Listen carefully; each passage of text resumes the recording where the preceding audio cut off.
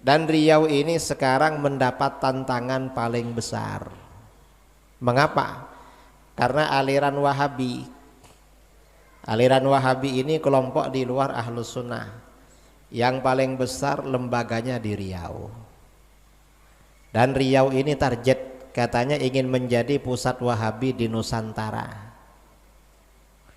Karenanya hati-hati dengan Wahabi. Mengapa hati-hati? Ajaran-ajaran sesat, ajaran-ajaran di luar Ahlus Sunnah wal Jamaah. Ustadz Abdul Somad bilang sebenarnya mengundang kiai sejak 2014 katanya. Cuma gak tahu caranya menghubungi siapa, kata orang Riau. Assalamualaikum warahmatullahi wabarakatuh. A'udzubillahi minasyaitonirrajim. Ara'aital ladzi yukadzibu biddin? Tahukah kamu siapa itu pendusta agama? Fadzalikal ladzi yad'ul yatim. Itulah orang yang menyia-nyiakan, membiarkan anak yatim. Wala yahuddu 'ala ta'amil miskin. Tak peduli kepada makanan orang miskin. Alhamdulillah di Kota Pekanbaru dalam satu bulan kita menyantuni 5-6 pondok pesantren. Satu pesantrennya setengah ton beras. Lalu kemudian fakir miskin, du'afa, disalurkan semua bekerja sama dengan sahabat-sahabat komunitas-komunitas dakwah, anak-anak muda, bikers, dan lain sebagainya, ibu-ibu. Bagi kita yang ingin selamat dari pendusta agama, menyantuni anak yatim, fakir miskin, berkhusus anak pesantren supaya mereka bisa makan, hanya makan saja. Mari kita support program Yayasan Tabung Wakaf Umat dengan transfer ke Bank Riau Kepri Syariah.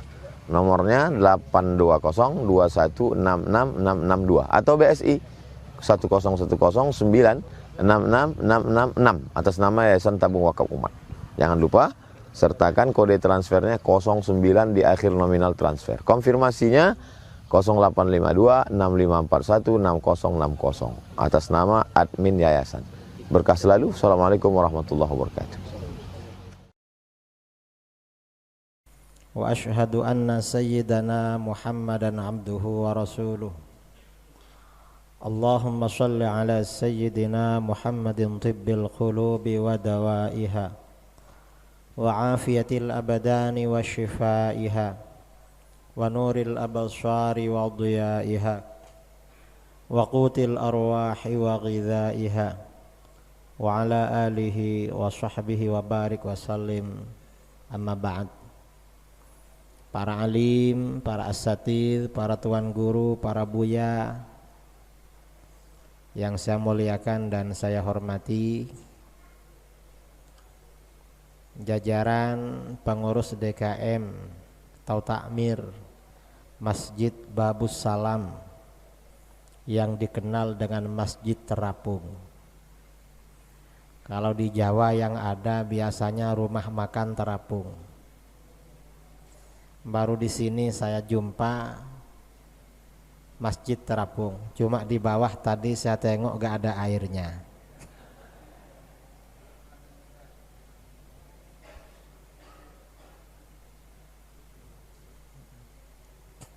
Yang juga saya hormati para jamaah kaum muslimin dan muslimat yang hadir pada malam ini dalam acara Tabligh Akbar mengokohkan akidah Ahlus Sunnah wal Jamaah yang juga saya hormati.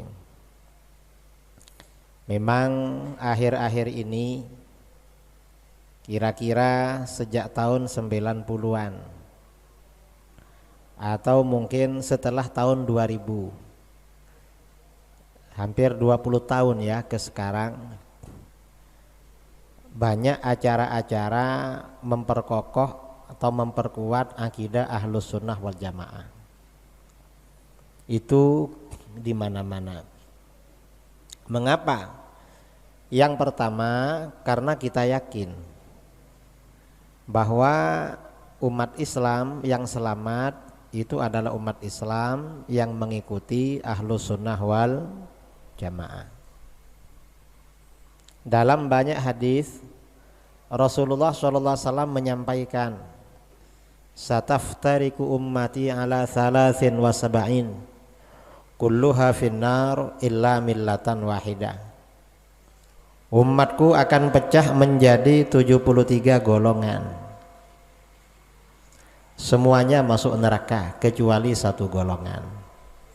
Satu golongan yang selamat itu kata para ulama adalah golongan Ahlus Sunnah wal Jamaah. Itu yang pertama. Yang kedua, juga kita juga tahu bahwa Islam disebarkan pertama kali kepada bangsa kita. Bangsa Indonesia adalah Islam Ahlus Sunnah wal Jamaah. Sejak kapan Islam disebarkan kepada bangsa kita? Islam disebarkan kepada kita bangsa Indonesia jauh sebelum negara Indonesia lahir. Itu sudah Islam negeri kita. Dan itu memang Islamnya Ahlus Sunnah wal Jamaah. Di dalam fikih bangsa kita ini dulu mazhabnya Syafi'i, akidahnya Asy'ari, orang-orangnya pengikut tarekat Sufi. Kalau di Riau, Padang, Sumatera Utara, Sumatera Barat ya Sumbar atau Padang, Aceh, tarekat itu yang banyak mengikuti tarekat Naqsyabandiyah Khalidiyah. Ada ulama Riau yang hijrah ke Besilam di Langkat, Syekh Abdul Wahab Rokan. Itu tokoh sentral tarekat Naqsyabandiyah Khalidiyah. Itu luar biasa. Ini Islam, ini namanya Islam Ahlus Sunnah wal Jamaah. Itu yang kedua. Yang ketiga, mengapa kita memperkokoh akidah Ahlus Sunnah wal Jamaah? Sekarang ini akidah Ahlus Sunnah wal Jamaah mendapat tantangan. Dari siapa? Dari munculnya banyak aliran di luar Ahlus Sunnah wal Jamaah.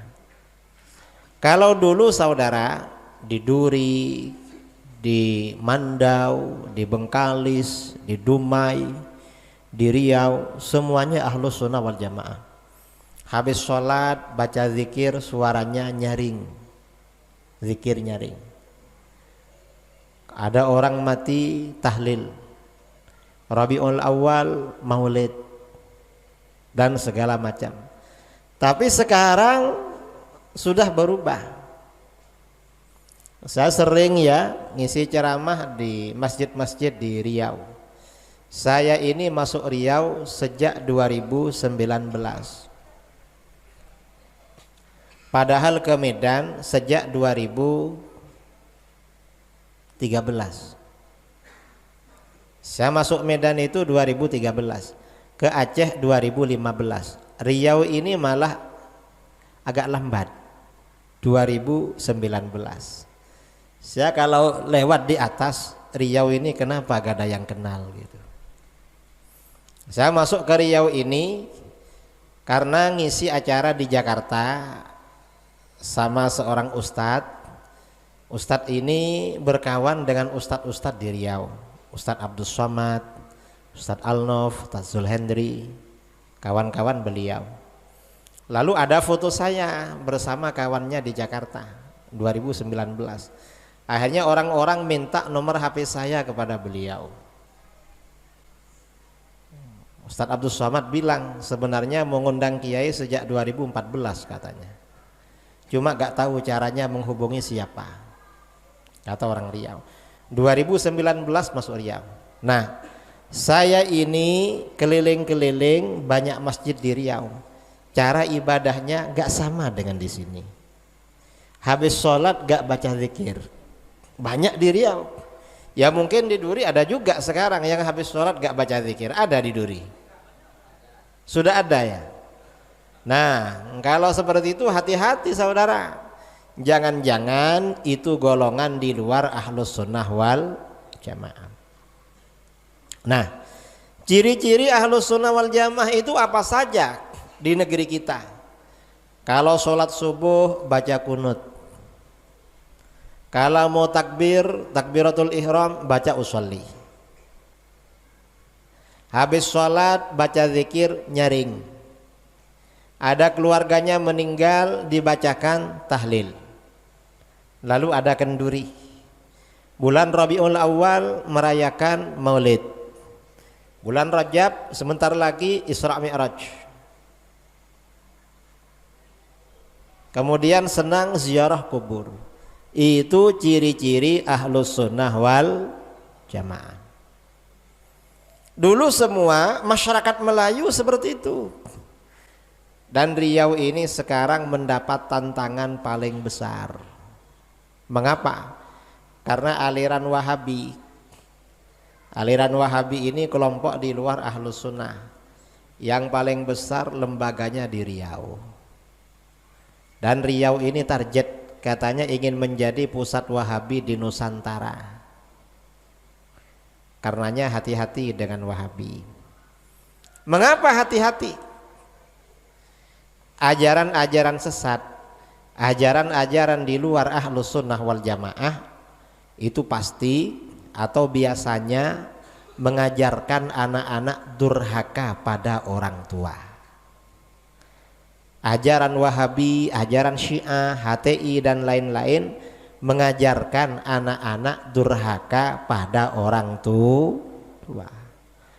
Mengapa durhaka? Paling enggak orang tuanya sendiri disesatkan. Kira-kira kalau sudah bilang orang tuanya sesat, syirik, durhaka apa durhaka? Durhaka. Setelah mati gak diadakan tahlil, gak diadakan kenduri, dan kuburannya tidak pernah diziarahi. Durhaka apa tidak durhaka? Durhaka. Orang tuanya dibilang syirik. Kalau orang tuanya syirik berarti orang tuanya pernikahannya tidak sah. Karena syirik berarti dia sendiri anak zina. Na'udzubillah min dzalik. Makanya hati-hati. Kalau ada lembaga di luar Ahlus Sunnah wal Jamaah, jangan titipkan anak kita di sana, jangan. Cari lembaga-lembaga pondok atau sekolah Ahlus Sunnah wal Jamaah. Saya di Pekanbaru bangun pondok, namanya Pondok Pesantren Al-Hujjah di Jalan Cipta Karya di Panam. Sudah setahun. Dan Buya Yahya juga buka Pondok Al-Bahjah di Duri. Entah di mana tempatnya saya belum tahu. Dekat sini ya. Sudah buka. Dan pondok-pondok di sini banyak pondok-pondok yang Ahlus Sunnah wal Jamaah. Tadi saya pagi ngisi di Pondok Al-Uswah, besok ini di Pondok Hubbul Watan. Dan Ustadz Abdus Somad bangun pondok di Palas Nurul Azhar. Kemudian rumah Quran juga.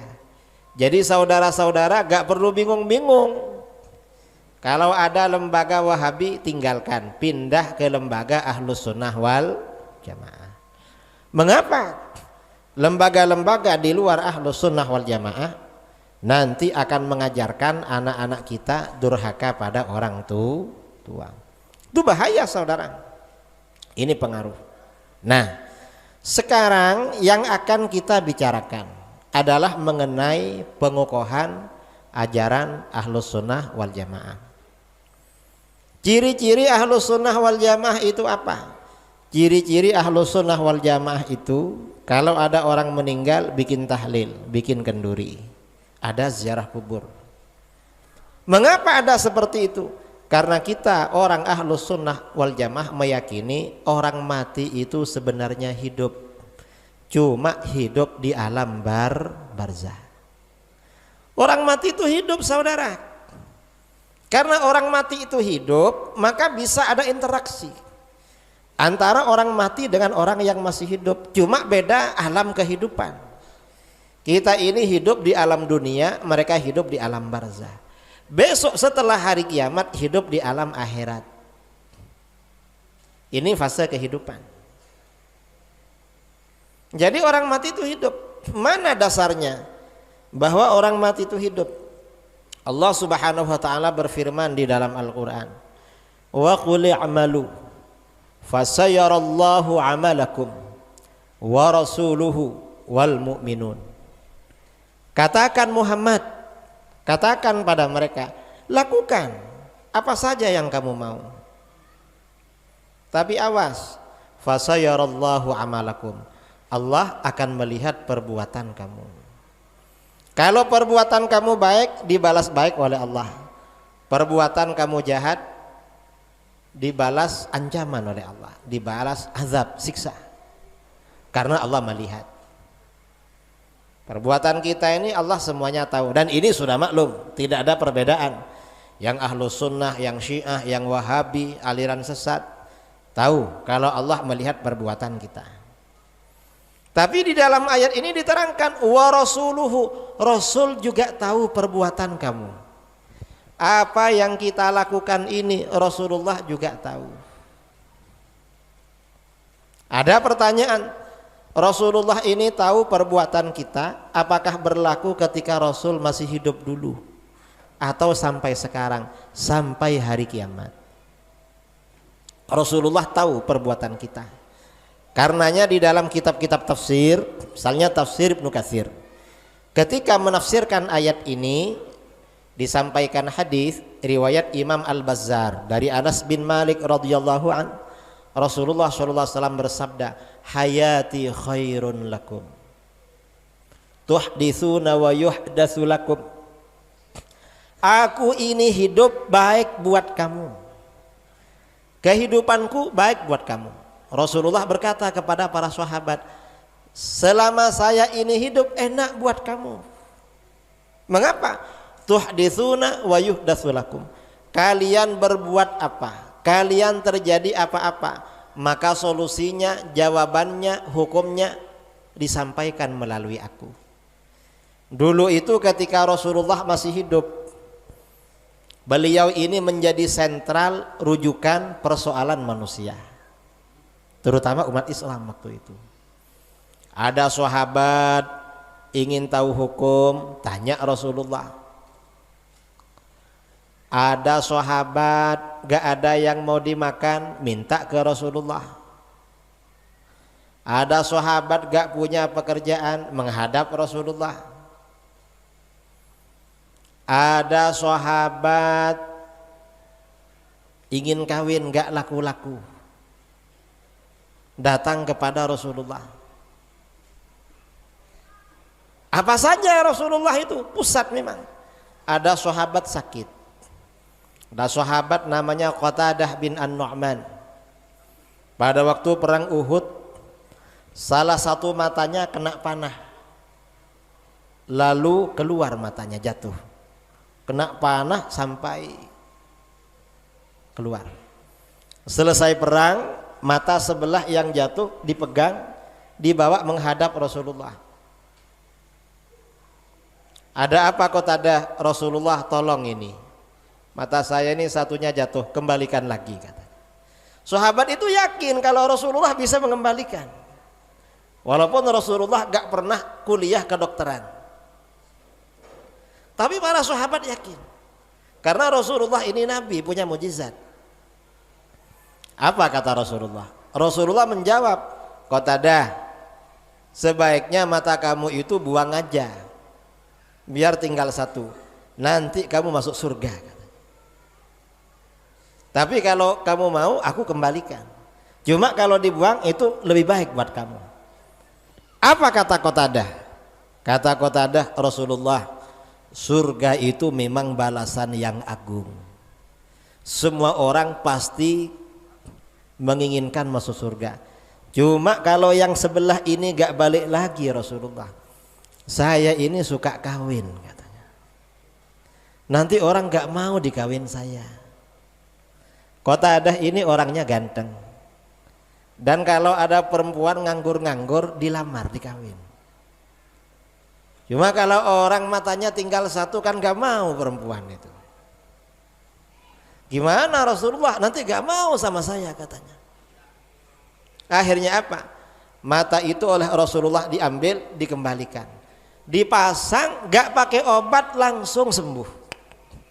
Dan sampai Qatadah ini wafat, menjelang wafat kata beliau, mata yang dipasang oleh Rasulullah pandangannya lebih tajam daripada yang sebelahnya.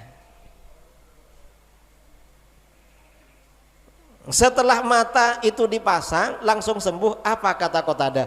Rasulullah ada permintaan lagi. Apa? Doakan biar saya masuk surga. Ya didoakan oleh Rasulullah, didoakan. Karena Rasulullah memang sangat menginginkan semua umatnya masuk surga. Rasulullah tuh gak ingin lah kita masuk neraka. Ini dari sayangnya beliau, dari kasih sayangnya beliau kepada kita. Itu Rasulullah ketika masih hidup. Beliau ini menjadi sentral persoalan siapa saja. Loh, kalau Rasulullah wafat bagaimana? Jangan khawatir, kata beliau, wa mamati khairun lakum. Dan aku ini meninggal juga baik buat kamu, gak perlu khawatir. Saya ini meninggal baik pula buat kamu.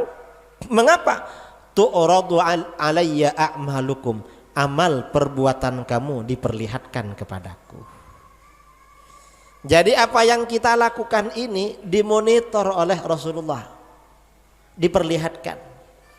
Ada yang tanya, gimana caranya Rasulullah melihat? Kita ini kan ada di Mandau, ada di Duri. Rasulullah ada di Madinah. Pertanyaan ini kalau dulu mungkin perlu, kalau sekarang nggak perlu saudara. Mengapa? Sekarang ini sudah banyak handphone Android. Kita bikin acara di sini, di live streaming ke Facebook, ke YouTube, ke internet, seluruh dunia memonitor apa yang kita lakukan. Padahal ini buatan manusia. Gimana kalau live streaming itu punya Allah? Kan lebih canggih itu. Artinya apa? Temuan-temuan ilmu pengetahuan modern ternyata memperkuat, membenarkan ajaran agama. Jadi ajaran agama itu benar saudara. Ini temuan-temuan modern sangat mendukung. Kita dulu kan gak punya pikiran ya. Saya dulu masih kecil itu gak punya pikiran ada yang namanya HP.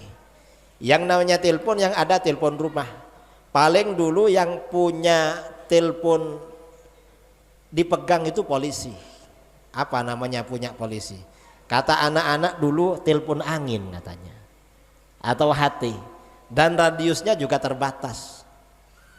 Akhirnya setelah HT, tahu HT dulu ya, orang-orang kampung beli HT, pasang anten, tiap malam ngobrol dengan kawannya kampung sebelah pakai HT. Ternyata sekarang ada HP. Awalnya HP itu cuma suara, nelpon HP-nya besar kayak gini. HP dulu baru keluar ya, besar, ada antennya besar sekali. Cuma bisa SMS dan nelpon. Lama-lama semakin kecil, semakin tipis, lama-lama ada warnanya. Setelah ada warnanya bisa kirim foto. Setelah bisa kirim foto akhirnya apa? Bisa kirim suara. Lama-lama yang sekarang ini cuma belum bisa kirim orang. Kalau kirim kejadian itu luar biasa sekarang ini. Nah ini artinya apa? Kembali kepada tadi, apa yang kita lakukan Rasulullah itu tahu. Karena Rasulullah tahu, in ra'aitu khairan hamidullah azza wajalla. Kalau aku lihat perbuatan kalian baik, aku memuji kepada Allah. Kalau Rasulullah lihat perbuatan kita baik, beliau bersyukur kepada Allah. Wa in ra'au ghaira dzalik, kalau aku lihat perbuatan kamu tidak baik, istaghfartu lakum, aku doakan kepada Allah mengampuni kalian. Ini Rasulullah kasih sayangnya luar biasa pada kita. Kalau sudah tahu seperti ini, Rasulullah siang malam memantau kita. Kalau kita baik beliau senang, kalau kita nakal didoakan. Siapa yang gak cinta pada beliau? Ini Rasulullah. Karena Rasulullah itu masih hidup. Rasulullah berarti kan hidup kan. Maka bagaimana kita dianjurkan ziarah makam beliau. Kalau Wahabi tak ada ziarah kubur, karena orang mati katanya mati gak ada gunanya. Kalau kita ada gunanya, kita didoakan oleh Rasulullah. Ketika masih hidup beliau berguna, setelah wafat berguna. Kita didoakan. Dan bahwa Rasulullah itu masih hidup, dirasakan oleh sebagian orang-orang yang saleh. Sebagian ya orang-orang yang saleh merasakan bahwa beliau itu masih hidup. Gimana merasakan? Dulu pernah ada ulama besar namanya Imam Ya'qub bin Sufyan Al-Fasawi. Imam Al-Fasawi ini selevel semasa dengan Imam Al-Bukhari, terkenal alim juga. Ketika ulama salaf, suatu ketika beliau melakukan pengembaraan belajar. Dulu itu orang mondok, orang belajar itu gak dikirim, karena dulu belum ada bis, belum ada wesel ya, belum ada paket. Dulu itu orang mondok bawa bekal yang banyak, nanti mau habis pulang. Imam Ya'qub ini suatu ketika mengembara ke tempat yang jauh, sampai di situ bekalnya hampir habis. Karena bekalnya hampir habis, kebetulan di situ ada ulama besar, sangat senior. Karena mengejar waktu, bekalnya hampir habis, belajarnya diforsil. Kalau siang hari belajar pada gurunya, kalau malam hari semalam gak tidur mencatat pelajaran sehari, siang malam berhari-hari gak tidur belajar hadis. Kalau siang belajar hadis, malam mencatat. Suatu malam ketika beliau sedang mencatat hadis, karena berhari-hari gak tidur, tiba-tiba kedua matanya mengeluarkan air mata. Setelah air matanya keluar, suasana menjadi gelap gulita. Apa yang terjadi? Beliau tiba-tiba buta, gak bisa melihat. Karena buta, terkejut beliau, risau, galau, gundah gulana, sedih, susah, menangis. Ya Allah, saya ini kok buta, kampung halaman jauh, bekal hampir habis, gimana ini kalau buta? Akhirnya apa? Di tengah menangis itu, susah itu, tiba-tiba beliau tertidur. Ketika tidur, bermimpi didatangi baginda Rasulullah SAW. Beliau menangis, ditanya oleh Rasulullah, Ya'qub, ada apa kamu menangis? Rasulullah, saya ini buta, kampung halaman jauh, mau pulang jauh, bekal hampir habis. Yang lebih membuat saya sedih, kalau buta begini saya gak bisa lagi menyebarkan hadis-hadis. Ini gimana nasib saya kalau seperti ini, gak bisa menyebarkan ilmu hadis-hadis. Akhirnya apa? Dalam mimpi itu Rasulullah bersabda, Ya'qub, jangan khawatir, kamu saya doakan. Rasulullah baca-baca, kemudian bacaan itu ditiupkan pada kedua mata Imam Ya'qub. Nanti kamu bangun dah sembuh katanya. Begitu bangun saudara, ternyata bisa melihat itu. Nah, ini artinya apa? Berdasarkan keterangan ini diceritakan dalam kitab-kitab hadis. Berarti apa saja yang terjadi pada umatnya, Rasulullah itu memantau, memonitor, tahu. Karenanya kita dianjurkan ziarah kubur, dianjurkan baca sholawat. Dalam hadis riwayat Abu Syekh dalam kitab As-Sawab dari Abu Hurairah radhiyallahu an, Rasulullah sallallahu alaihi wasallam bersabda, "Man shalla alayya 'inda qabri sami'tuhu." Siapa yang bersolawat kepadaku di samping makamku. Ada orang Mandau, Bengkalis pergi umrah atau ibadah haji, sampai di Madinah, sholat di Raudhah ya. Raudhah itu antara mimbar dan makam Rasulullah SAW. Setelah itu menghadap ke makam Rasulullah, mengucapkan salam, Assalatu wassalamu alaika ya sayyidi ya Rasulullah. Rasulullah mendengar, loh orang Mandau kesini. Nah, ini artinya apa? Ini artinya motivasi agar kita ziarah ke sana. Kita ini kan cinta Rasulullah. Orang jatuh cinta itu biasanya ingin berdekatan dengan orang yang dicinta, ingin berjumpa, paling enggak beliau dengar suara kita secara langsung. Ini kita. Memang Rasulullah enggak mengatakan ayo datang ke sini, tapi bahasanya bahasa isyarat. Siapa yang bersolawat di samping makamku aku dengar loh. Maksudnya bagaimana? Rasulullah itu menganjurkan untuk diziarahi. Karena Rasulullah dengar, masa kita gak ingin suara kita didengar oleh beliau, agar besok di hari kiamat beliau tetap mengingat kita. Itu kalau kita baca sholawat di dekat makam. Loh Pak Kiai, sekarang gak bisa, umrah sekarang sulit, mahal lagi. Gimana? Jangan khawatir, karena dalam hadis itu dilanjutkan, wa man shalla alayya bim ba'id bullightuhu. Siapa yang bersolawat kepadaku dari tempat yang jauh, solawatnya sampai kepadaku. Artinya Rasulullah tahu ini namanya interaksi antara orang yang hidup dengan orang yang sudah meninggal.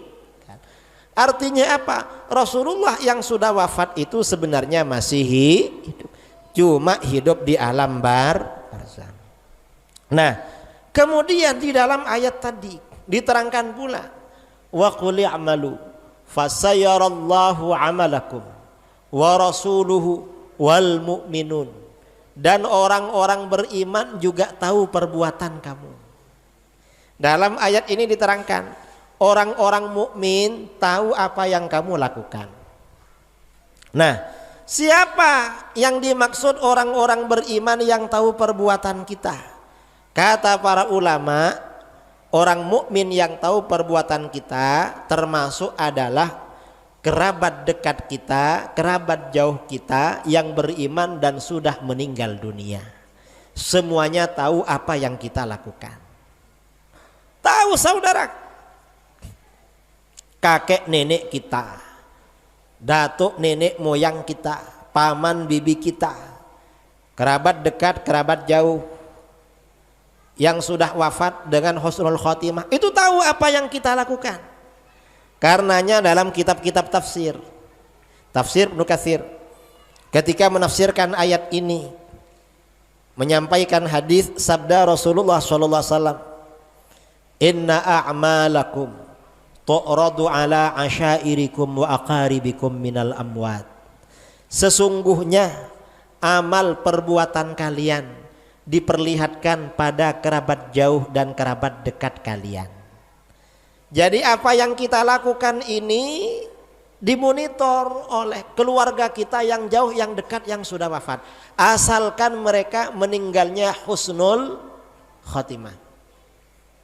Kalau meninggalnya husnul khotimah, na'udzubillah min dzalik, gak tahu. Mengapa? Mengapa gak tahu? Orang husnul khotimah itu dipukul oleh malaikat. Saudara kira-kira senang sepak bola, pas acara sepak bola sakit gigi, kira-kira sempat menonton bola. Kalau pas sakit gigi nggak sempat, gak ngereken. Sama dengan itu. Kalau orang mukmin ini bersenang-senang melihat keluarganya, keluarganya yang masih hidup, in ra'au khairan istabsyaru. Kalau mereka melihat perbuatan keluarganya itu baik, mereka merasa senang. Loh, ini saudara kita ini bagus perbuatannya, senang mereka, keluarga yang sudah meninggal. Wa in ra'au ghaira dzalik, kalau mereka lihat perbuatan keluarganya gak baik, qalu, mereka berdoa, Allahumma la tumithum hatta tahdiyahum kama hadaitana. Ya Allah, jangan matikan kerabat aku ini sebelum engkau berikan hidayah sebagaimana engkau berikan hidayah pada kami. Kita ini kalau nakal, keluarga kita yang soleh solehah itu mendoakan kita agar kita dapat hidayah. Nah, ini artinya apa? Antara orang yang mati dengan orang yang hidup itu ada interaksi. Ada interaksi saudara. Orang yang sudah meninggal itu tahu. Tahun 2018 saya diundang, tahun 2018 19 mungkin. Saya diundang ke Jakarta. Sampai di Jakarta 2018 waktu itu. Acaranya kurang 1 bulan, saya ada acara di Jakarta yang ngundang menghampiri saya, mengunjungi saya.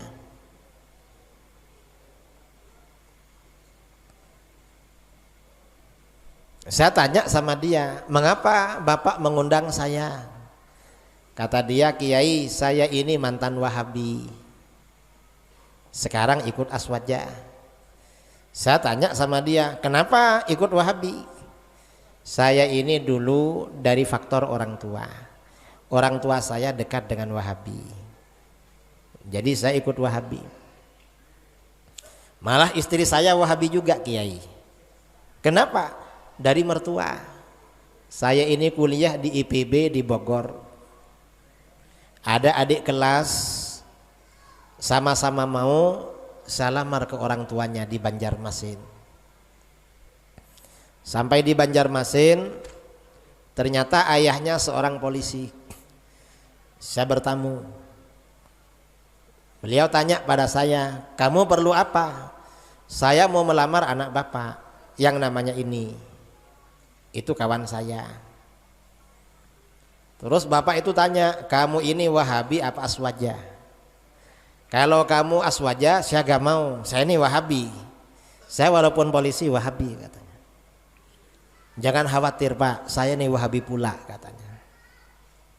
Sama-sama Wahabi. Ya dah, kalau begitu kamu saya terima jadi menantu saya, ikut Wahabi. Saya tanya, lah terus kenapa sekarang keluar dari Wahabi, ikut Ahlus Sunnah wal Jamaah?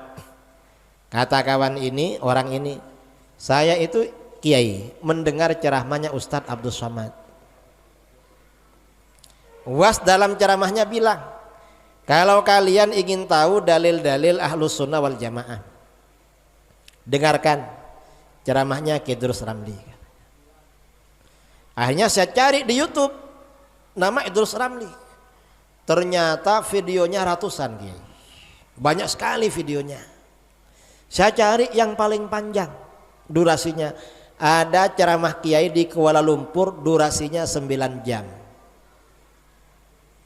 Sebenarnya bukan ceramah 9 jam saudara. Itu acara daurah pelatihan Ahlus Sunnah wal Jamaah selama 2 hari. Setiap 2 jam istirahat. Cuma digabung-gabung akhirnya jadi 9 jam. Saya sama istri saya Kiai seharian nonton video itu karena penasaran. Terus setelah nonton video Kiai, kok ternyata Ahlus Sunnah itu dalilnya lengkap. Gak seperti yang dikatakan ustadz-ustadz kami di Wahabi. Kata ustadz-ustadz Wahabi dulu gak ada dalilnya. Ternyata setelah tengok videonya kok lengkap sekali dalilnya. Ya sudah, saya keluar dari Wahabi, ikut Ahlus Sunnah wal Jamaah. Akhirnya sejak itu kalau saya ke Jakarta, orang ini sering menjemput saya, antar jemput saya ke acara-acara. Suatu ketika saya mau ceramah di Bogor, dia ikut. Saya ceramah. Waktu itu temanya orang yang sudah meninggal dunia mengetahui perbuatan orang yang masih hidup dan ada interaksi. Selesai ceramah, satu mobil dengan saya, dia bilang apa, Kiai, yang disampaikan dalam ceramah Kiai itu terjadi pada saya, katanya. Lah apanya yang terjadi? Dulu ketika saya ini masih Wahabi, saya sering bermimpi didatangi almarhum orang tua dan almarhum mertua saya datang ke rumah. Mereka datang ke rumah Kiai, wajahnya murung, wajahnya sedih, susah, tidak ada senyum sama sekali. Terus setelah saya keluar dari Wahabi, saya ikut Ahlus Sunnah wal Jamaah, ikut tahlilan, maulid, yasinan, dan lain-lain. Saya sering bermimpi didatangi almarhum orang tua dan mertua saya. Mereka datang, wajahnya tersenyum berseri-seri, memancarkan kebahagiaan yang mendalam, katanya. Nah ini artinya apa? Betul memang, antara orang yang sudah meninggal ada interaksi dengan orang yang masih hidup. Ada hubungan saudara, gak hilang, gak putus. Karenanya kalau kita ini ziarah kubur, kita ini lewat aja di kuburan. Orang lewat di kuburan itu dianjurkan mengucapkan salam. Sama dengan kita lewat di depan rumah orang. Kalau saudara lewat di depan rumah tetangga, ada tetangga duduk-duduk, kira-kira bagaimana? Mengucapkan permisi. Atau assalamualaikum, permisi mau lewat, kan begitu. Lewat di kuburan juga begitu. Dalam hadis sahih riwayat Abdul Haq, riwayat Ibnu Abdil Bar dari Ibnu Abbas radhiyallahu anhuma, Rasulullah sallallahu alaihi wasallam bersabda, la yamurru ahadukum ala qabri akhihil mu'min kana ya'rifuhu fid dunya fayusallimu alaihi illa arafahu wa radda alaihi salam. Tidaklah salah seorang kamu melewati kuburan saudaramu yang beriman, yang kamu kenal ketika di dunia, lalu kamu ucapkan salam pada dia, kecuali dia mengenal kamu dan membalas salam kamu. Artinya apa? Orang yang kenal dengan kita setelah meninggal, kita lewat di kuburannya, kita ucapkan salam, itu kenal dengan kita dan membalas salam. Artinya apa? Berarti orang yang mati itu sebenarnya masih cuma hidup di alam barzah. Ada yang tanya, Kiai, katanya mereka membalas salam kita, mengapa kita gak dengar? Kira-kira kalau saudara ke kuburan sendirian mengucapkan salam, diberi pilihan antara dengar dan gak dengar jawaban mereka, kira-kira pilih dengar apa gak dengar? Pilih gak deng. Tapi kira-kira kalau mendengar, apa yang saudara lakukan? Lari dan gak ke kuburan lagi. Mengapa? Kita ini takut mati saudara. Dikiranya kalau mendengar suara alam gaib kita dah mau mati. Padahal ya belum tentu. Kalau belum waktunya mati gak bakal mati. Tapi kalau sudah waktunya mati, walaupun nggak dengar, mati pula. Jangan khawatir. Ini azan ya. Mau azan dulu atau gimana? Azan dulu. Ini azan ya, langsung sholat, nanti dilanjutkan. Ini azan, langsung sholat, nanti kita lanjutkan. Dari saya. Sementara nanti kita ucapkan salam lagi. Assalamualaikum warahmatullahi wabarakatuh. Alhamdulillahi rabbil alamin, wassalatu wassalamu ala ashrafil anbiya'i wal mursalin, Sayyidina Muhammadin wa ala alihi wa sahbihi ajma'in. Amma ba'du. Melanjutkan yang tadi. Setelah ini kita sesi tanya jawab. Tadi kita katakan bahwa orang yang mati itu sebenarnya masih hidup, cuma hidup di alam barzah. Dan antara orang yang mati dengan orang yang masih hidup itu ada interaksi. Interaksinya apa? Ya bisa saling jawab menjawab dan bisa saling membantu. Kalau kita namanya orang hidup, kita misalnya punya tetangga gak punya makanan, kita ada makanan, kita ini bisa apa enggak membantu dia ngasih makanan? Bisa. Mengapa? Karena dia masih hidup. Kalau ada orang meninggal, kita masih hidup, bisa enggak membantu yang meninggal? Bisa. Cuma bantuannya bukan kirim makanan ke kuburan, bukan. bukan taruh sesajen di kuburan. Yang dikirim apa? Yang dikirim yang ghaib-ghaib, seperti baca Fatihah, baca Al-Quran, baca tahlil, atau sedekah kenduri pahalanya untuk orang mati. Itu bisa. Mengapa? Karena mereka hidup dan memang butuh bantuan doa. Karena orang yang mati itu sebenarnya masih hidup, maka mereka juga merasakan sebagian apa yang dirasakan orang hidup. Contohnya apa? Seperti rasa senang. Orang mati itu kalau dikunjungi keluarganya atau kenalannya, itu merasa senang seperti halnya orang hidup. Rasulullah SAW bersabda, ana suma yakunul mayyitu fil qabri idza zarahu man kana yuhibbuhu fid dunya. Paling senangnya orang mati di alam kubur.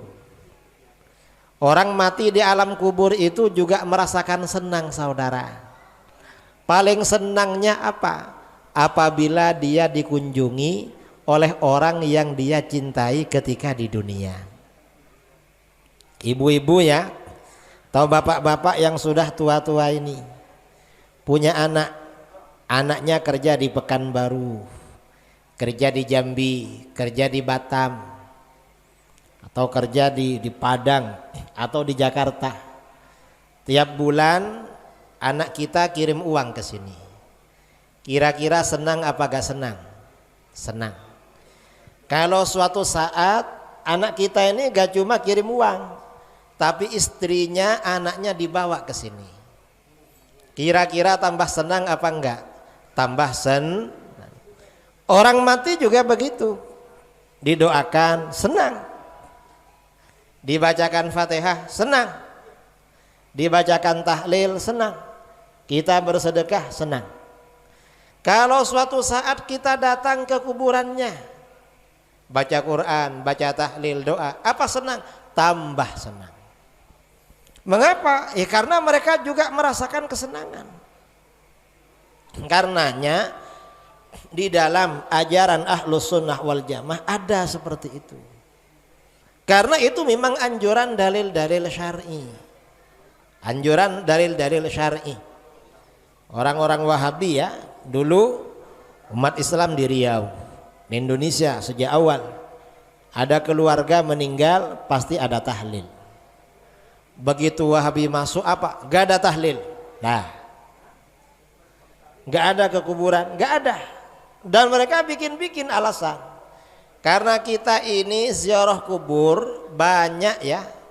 Umat Islam ini ziarah kubur kadang Jumat terakhir menjelang bulan puasa. Betul. Kadang-kadang hari raya. Hari raya mudik ziarah kubur. Akhirnya apa? Setiap menjelang hari raya orang-orang Wahabi keluarkan fatwa. Apa kata mereka? Ziarah kubur waktu hari raya hukumnya haram. Dalilnya mana? Gak ada. Loh, gak ada kok diharamkan. Apa kata mereka? Haram karena hari raya untuk bersenang-senang. Ziarah kubur itu kan untuk bersedih-sedih. Loh, siapa yang sedih ke kuburan? Gak ada. Orang sekarang ini jangankan ziarah kubur. Kalau ulama salaf dulu ya, ada orang meninggal, tetangganya itu sampai 3 hari 7 hari itu berduka cita, merasakan apa yang dihadapi almarhum di alam kubur, prihatin. Itu tetangganya. Sekarang ini di rumah saya, di daerah saya, ada tetangga meninggal, sebagian orang menggali kuburan. Itu menggali kuburan, kalau pas yang digali ada tulang, itu dibuat mainan, saudara, dan ketawa-ketawa itu. Artinya gak sedih itu, gak sedih. Apalagi cuma ziarah hari raya, gak ada sedih. Kita ziarah hari raya sama keluarga, bapaknya ibunya pakai baju baru, anaknya pakai baju baru, sedih enggak? Ya cuma Wahabi bikin-bikin lah. Mereka ditanya, apa kalau di luar hari raya mereka membolehkan? Gak boleh juga kata mereka. Loh, kenapa hari raya diharamkan? Mereka ini suka ngarang memang. Ini ziarah kubur gak boleh. Tahlil gak boleh. Baca tahlil. Mengapa? Gak ada gunanya. Loh, kok gak ada gunanya? Tahlil itu baca zikir untuk orang mati. Siapa yang pertama kali baca zikir untuk orang mati? Bukan ulama Melayu, bukan ulama Minang, bukan ulama Aceh, tapi siapa? Yang pertama kali baca zikir untuk orang mati adalah Rasulullah, saudara. Para ulama kita ini melanjutkan keteladanan Rasulullah. Itu tahlil. Jangan dikira bikinan ulama Nusantara. Enggak. Ulama Nusantara ini ulama Ahlus Sunnah wal Jamaah. Apa yang mereka ajarkan itu ada landasannya. Zikir untuk orang mati, mana dalilnya? Dalam kitab-kitab hadis, hadisnya hasan atau sahih. Riwayat Imam Ahmad, riwayat Al-Baihaqi dari sahabat Jabir bin Abdullah Al-Ansari radhiyallahu an. Jabir berkata, kharajana ma'a Rasulillah sallallahu alaihi wasallam ila Sa'd bin Mu'adz yauma tuwfi. Kami pergi menyertai Rasulullah sallallahu alaihi wasallam menuju kediaman sahabat Sa'ad bin Mu'adz pada hari ia meninggal dunia. Ada sahabat meninggal, lalu Rasulullah bersama para sahabat ramai-ramai pergi takziah. Falamma shalla alaihi Rasulullah sallallahu alaihi wasallam thumma dufina wa suwiya alaihi turab.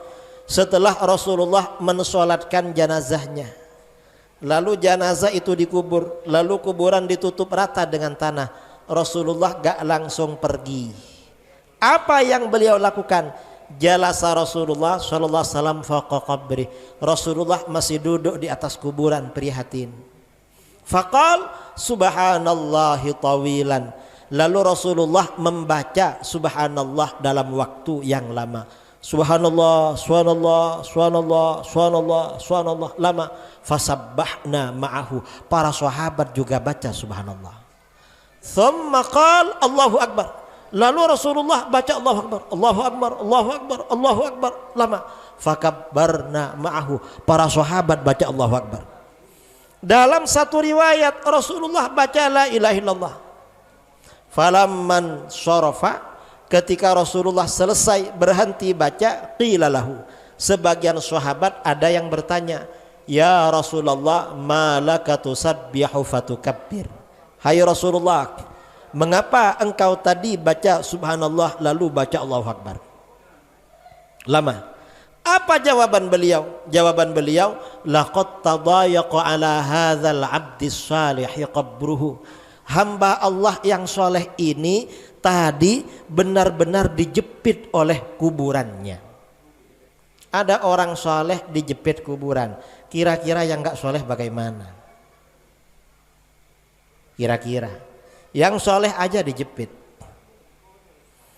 Karena orang soleh dijepit kuburan, hatta khasyitu alla yufarraja'an. Aku khawatir Allah tidak melepas jepitan kuburan itu. Karenanya aku baca zikir hatta farrajallahu an, hingga Allah melepasnya dari jepitan kubur. Nah, berdasarkan hadis ini, zikir yang kita baca untuk orang mati itu bermanfaat. Orang soleh aja perlu dibacakan zikir, apalagi yang tak soleh. Siap saudara mati gak dibacakan tahlil? Hah? Siap? Siap gak dibacakan tahlil? Gak siap saudara. Kata para ulama, hadis ini ngeri. Ini termasuk hadis yang ngeri, mengerikan. Mengapa? Yang meninggal orangnya soleh. Yang bersaksi kalau dia soleh Rasulullah. Kalau yang bersaksi Rasulullah saudara, itu pasti. Tapi kalau yang bersaksi tetangga, tetangga ini kadang-kadang toleran aja. Saudara, almarhum ini orang baik apa enggak? Yang kadang-kadang kalau enggak baik bilang baik, cuma sambil senyum-senyum. Kok senyum? Ya tahulah, kita akan tahu dia. Mau bilang enggak baik enggak enak katanya. Nggak valid saudara, kesaksiannya tuh nggak valid. Ini yang bersaksi Rasulullah, yang mensolatkan juga beliau, masih dijepit oleh alam kubur. Kita ini yang mensolatkan siapa nanti? Nggak tahu. Karenanya kita ini mudah-mudahan nanti banyak orang soleh yang mensolatkan kita. Amin Allahumma. Amin. Karenanya kalau ada keluarga meninggal, ustadz-ustadz yang soleh-soleh panggil semua, minta tolong Ustadz sholat keluarga kami. Mengapa? Siapa tahu dapat syafaatnya. Ini tahlil. Karenanya tahlil yang bagus itu dibaca di kuburan. Cuma negeri kita ini enggak, tahlil itu biasanya dibaca di rumah. Jam berapa bacanya? Habis maghrib jam 7. Habis isya jam 8. Setengah 9. Almarhum dikubur jam 9, tahlilnya dibaca jam 8. Itu nunggu bantuan 11 jam saudara. Kira-kira kalau saudara ke kebun lalu terjepit, nunggu bantuan beberapa jam, lama apa gak lama itu. Dan ini orang baca Quran di kuburan ya, itu bukan tradisi Nusantara, tradisi sahabat memang.